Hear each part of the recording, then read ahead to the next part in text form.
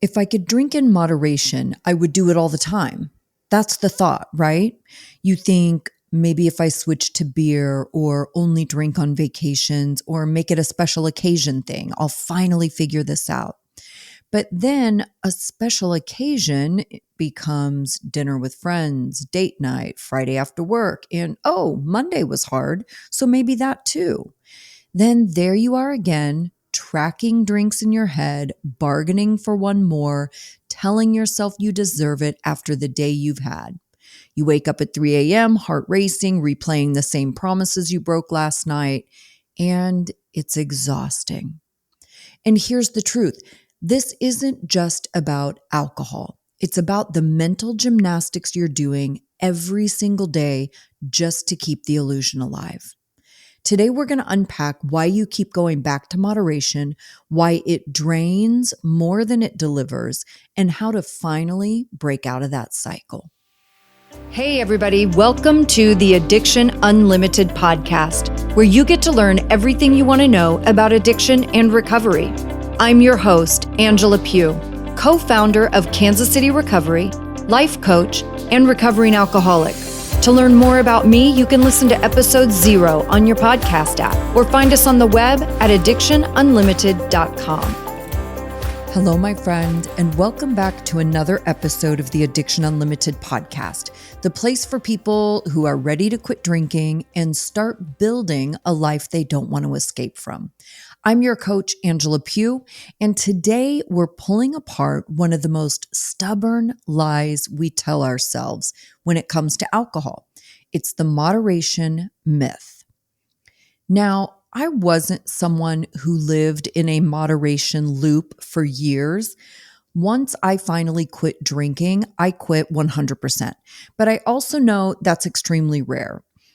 Before that, I took a couple of breaks from drinking, not because I wanted to quit, but because I wanted to prove to myself that I didn't have a problem. I remember one 30-day stretch where I didn't drink at all. And at the end of it, I thought, see, I've got this. I can control it now.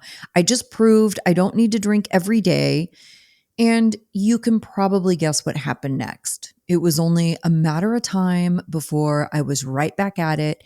And honestly, worse than before. Here's what I know. You're not sitting around pounding drinks every day. You're managing a household. You're running meetings at work, paying bills. You're checking all the boxes. But behind the scenes, you're also playing this exhausting game of drink management. You're making rules, tracking drinks, negotiating with yourself about when or how much or what type of alcohol is okay. And it's a game you never really win. Maybe your version looks something like this. You tell yourself only on weekends or just beer, no liquor. You swap to a smaller glass, make new rules, count your drinks, set time limits. At first, it feels empowering, like you're taking control. But then there's that moment where the rules bend. The just one more thought slips in and the whole thing starts to unravel. That's not freedom. That's a full-time mental side hustle. And I want you to hear me on this. If you've done this, you're not weak, you're human. Your brain is doing exactly what brains do. It's protecting what feels safe and familiar. Alcohol has been a part of your stress relief, your celebrations, maybe even your identity. So of course your brain fights to keep it around. That's why moderation feels so appealing, even when you already know how it ends. So today we're going to break it down. We'll talk about why your brain keeps trying to sell you on moderation, even when you've seen it fail before, the hidden costs, mentally, emotionally, and physically, of living in that moderation loop, and the shift you need to make to finally get out of the game and take your power back. By the end of this episode, you're going to see moderation for what it really is, a distraction from the real work you want to be doing. And you'll walk away with a clear next step to start protecting your energy and your peace. And speaking of next steps, if this conversation hits home, if you're ready to stop starting over, you can book a call with me and check out personal coaching. It's my system I've used to help tons of people quit drinking for good. You'll find the link in the show notes. You can head over to addictionunlimited.com/call. Okay, let's get into this. Let's start with the big question. Why do you keep trying moderation even though you already know how it ends? You've done the only on weekends thing. You've tried switching to wine. You've done the never keep it in your house rule. And yet, here we are again. I definitely made some attempts to moderate on a night out here and there, and it rarely worked. I remember one time I forced myself to wait until it was really late to go out and meet my friends, so I would only have a couple of hours to drink. That was my that was my attempt at moderating. Or another time I was going to only have one drink an hour, and it was the worst hour of my life. Yes, you heard me right. My whole plan only lasted 1 hour and it was awful.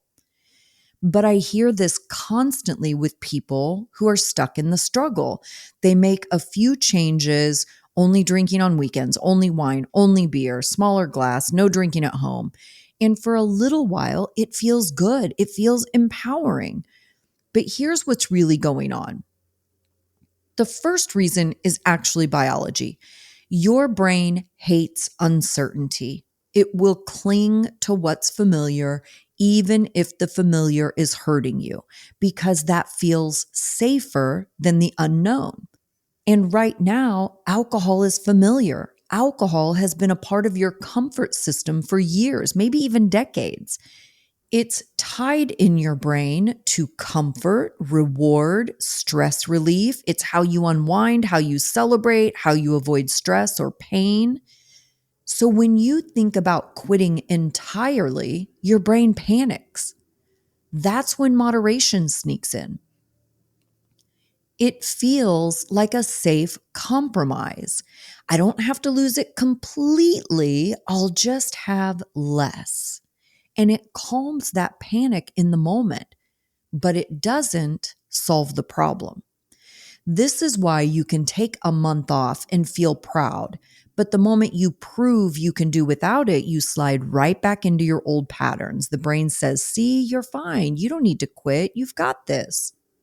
The second reason is the illusion of control, right? You're high functioning, you manage deadlines, you get the kids where they need to be, you juggle 100 moving parts every day. So of course you believe you can manage alcohol the same way. It feels like it should be no different than managing your calendar or your bank account. It's almost insulting to think you can't. But the thing is, alcohol isn't a project plan or a calendar. You can't organize it into submission. There's no spreadsheet that can out-organize brain chemistry. That's why the maybe I've got it this time thought is so dangerous. You're not starting fresh, you're re-entering the same loop. I had a client who told me she had 3 successful rounds of moderation where she kept to her rules for 60, 90, even 120 days. And she thought she had cracked the code.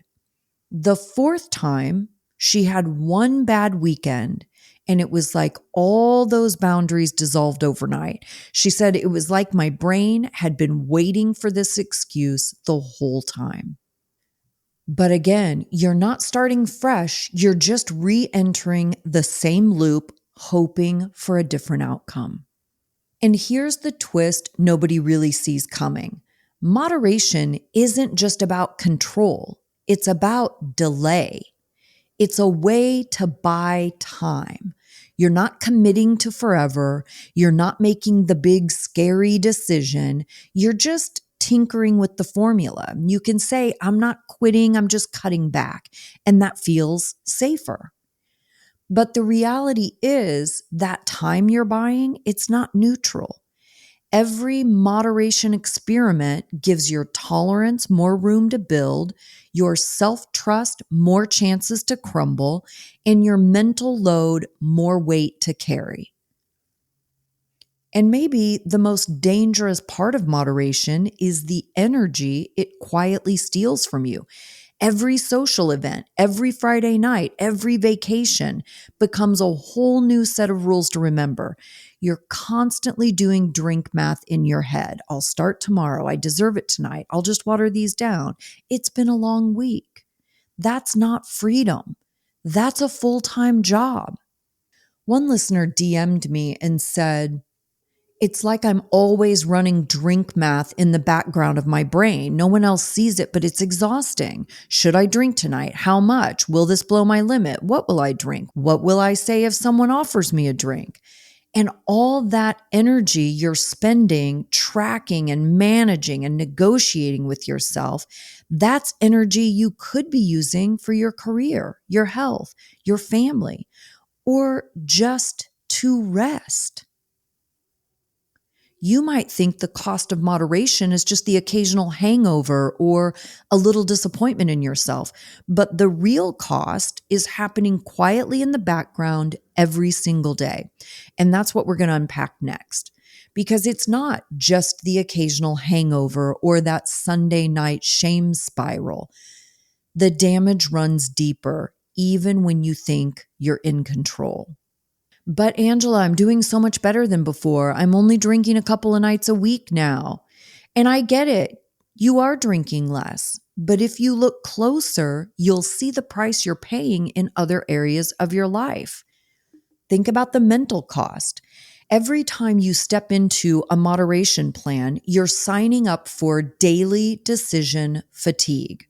Should I drink tonight? How much? Is this a special occasion? Can I go out with friends and stick to my limit? When do I start? When do I stop? What's my limit? That constant negotiation eats away at your focus.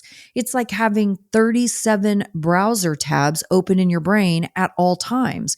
You can still function, but everything runs slower and you're constantly distracted. The more of those questions you have to answer, the more worn out you get.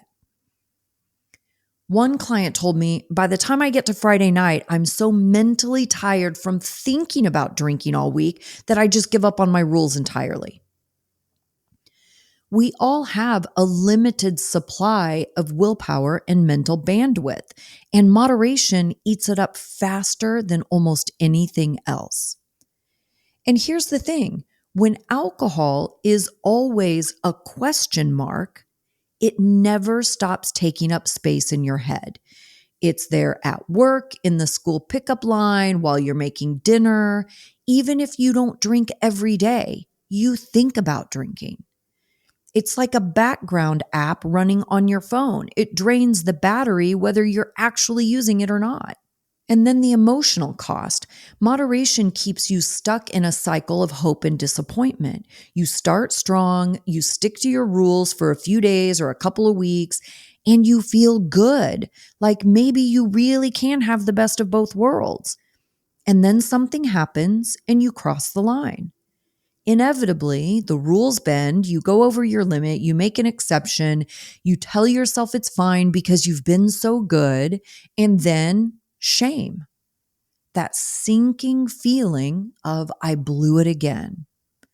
And every time that happens, it chips away at your self-trust and your confidence.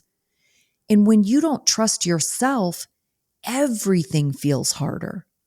That's the emotional toll. Every slip chips away at your self-trust. And when you can't trust yourself to keep your own word, you start doubting your ability to follow through on anything. And then the physical cost. Moderation also keeps your body on a roller coaster. Your sleep is disrupted, your energy still tanks, and those 3 a.m. wake-ups with your heart pounding are still part of the package. You're not avoiding the consequences, you're just spacing them out. And your body still has to process the same toxin, rebuild from the same damage, and recover from the same hangovers. Even less drinking can still keep you feeling foggy and tired and behind on your own life, because alcohol isn't just about the calories and the hangover. It's about inflammation, hormone disruption, the way it messes with your nervous system.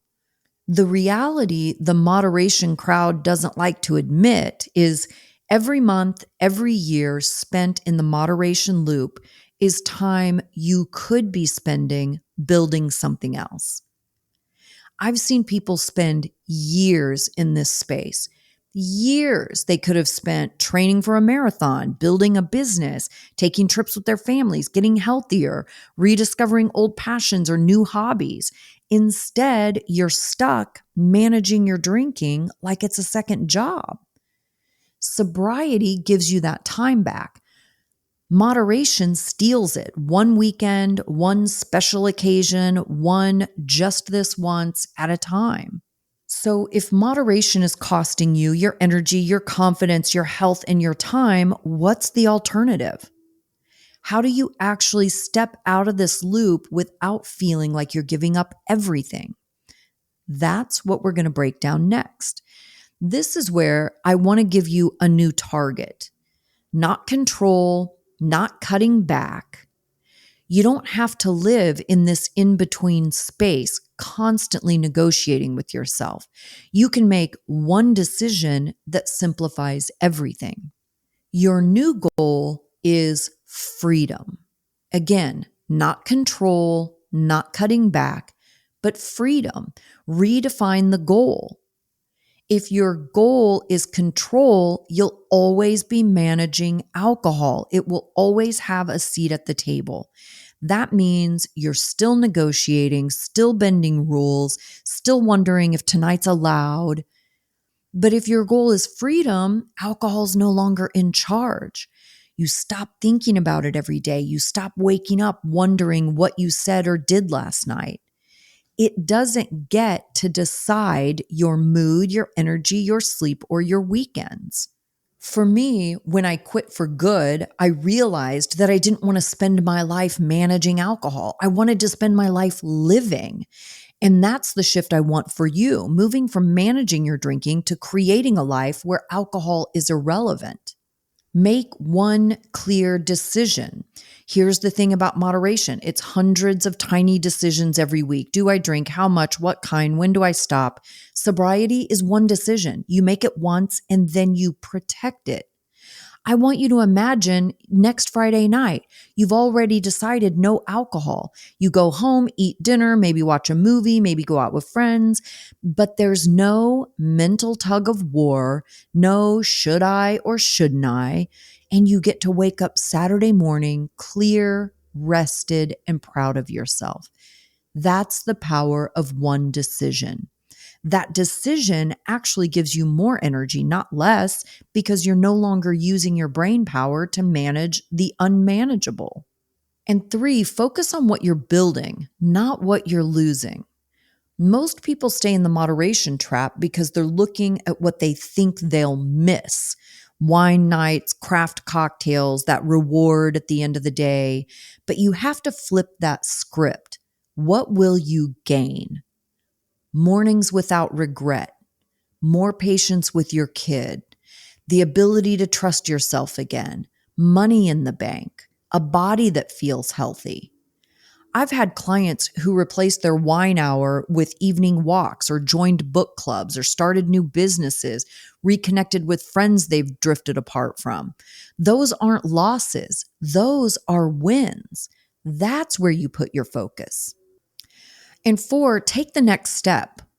Here's what I want you to know. You can think about quitting for years. You can try moderation for decades, but nothing changes until you take a tangible step toward something different. You don't need to have the next year mapped out. You don't need to know exactly what every day will look like. You just need a plan, a system, and someone who knows how to guide you through it. That's exactly what I do with my coaching clients. We work together to break the cycle, rebuild your self-trust, and create a sober life that actually excites you.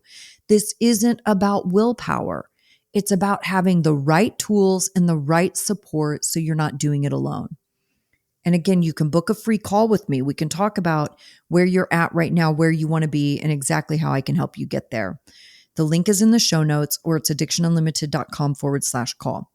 But listen, you don't have to spend another month in this moderation loop. You don't have to keep negotiating with something that's already taken too much. You can choose freedom today, and freedom isn't about losing alcohol. It's about getting yourself back. So here's what I want you to take away from today. Moderation isn't a sign of control. It's a stall tactic. It keeps you in a constant mental tug of war, drains your energy, chips away at your self-trust, and quietly robs you of time you could be using to build the life you actually want.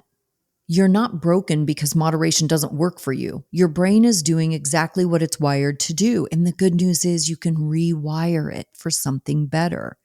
When you shift from chasing control to choosing freedom, everything changes. You make one clear decision instead of hundreds of little ones. You don't wake up with that 3 a.m. panic. You're not wondering if you crossed a line last night. You start gaining confidence with every day you follow through on your commitment. That's when you finally have the space, the energy, and the clarity to focus on what truly matters, your relationships, your health, your peace of mind. And that's why I'm here, to help you make that shift and give you the tools to live it every day.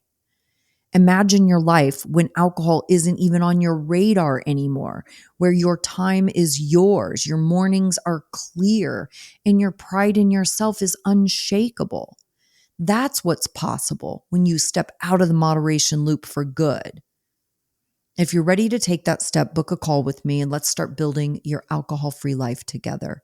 You deserve more than managing your drinking. You deserve to be free.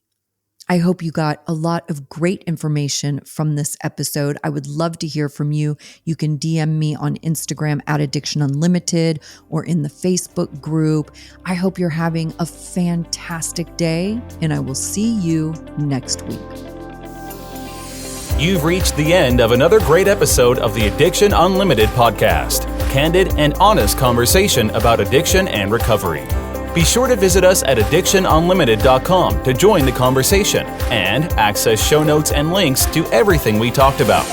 Love this episode? Please take 30 seconds to subscribe, rate, and review on iTunes to help us improve and give you the information you want. Thanks for listening. See you next week.